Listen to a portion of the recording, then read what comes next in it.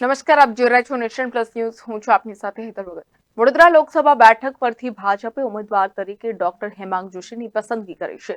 Doctor Hemang જોશીએ આજે ભગવાનના શરણે પહોંચી આશીર્વાદ મેળવ્યા હતા.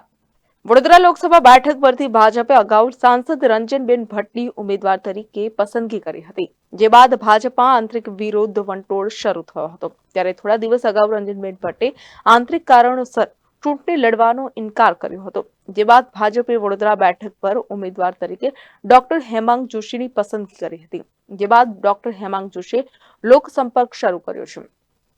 ત્યારે આજે ડોક્ટર હેમાંગ જોશી સવારે દરજીપુરા ખાતે હિરેન પટેલના નિવાસસ્થાને પહોંચી મુલાકાત કરી હતી, જે બાદ ભગવાન શરણે પહોંચ્યા હતા.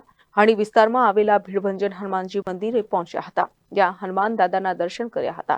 ડોક્ટર હેમાંગ જોશીએ ભગવાનના શરણે પહોંચી જીતના આશીર્વાદ મેળવ્યા હતા. જી, જ્યારથી વડોદરા લોકસભાના ઉમેદવાર તરીકે મોવડી મંડળે પાર્લામેન્ટરી બોર્ડે મારી જાહેરાત કરી છે, ત્યારથી સમગ્ર દિવસ દરમિયાન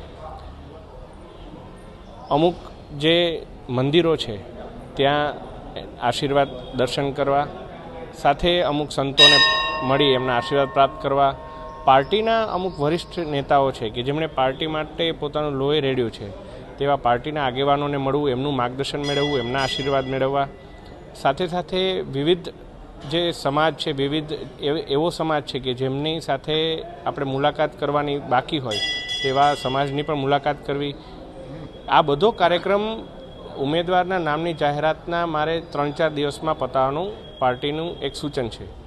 ત્યારબાદ પાર્ટી તરફથી પણ અલગ અલગ વિશેષ કાર્યક્રમો આવશે અને એ સમયે મારી પાસે એવો સમય હશે કે જ્યાં હું પાર્ટીના સ્થાનિક સ્તરે, વોર્ડ સ્તરે, રૂરલમાં, અંતરિયાળ વિસ્તારમાં જઈ અને સંપર્ક કરવાનો, ઘર ઘર સંપર્કનું અભિયાન આવશે.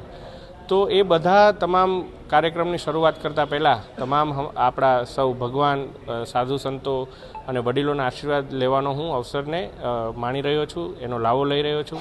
અને બસ એમની પાસે એક જ પ્રાર્થના કરું છું કે જે એક સૈનિક તરીકે પાર્ટીએ મારું જે ચયન કર્યું છે એમાં ખૂબ સારી રીતે વડોદરાની સેવા કરવાની તક મળે, વડોદરાની જનતા ખૂબ સારું મતદાન કરે અને રેકોર્ડ બ્રેક કમળ મોદી સાહેબને આપણે દિલ્હી પહોંચાડીએ અને વિકસિત ભારતના સંકલ્પને સાકાર કરીએ.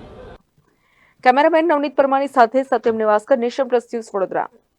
સમાચારોના સતત અપડેટ માટે નેશન પ્લસ ન્યૂઝના યુટ્યુબ ચેનલને સબસ્ક્રાઇબ કરો, બેલ આઇકન દબાવો અને ફોલો કરો ઇન્સ્ટાગ્રામ, ફેસબુક અને ટ્વિટર પર.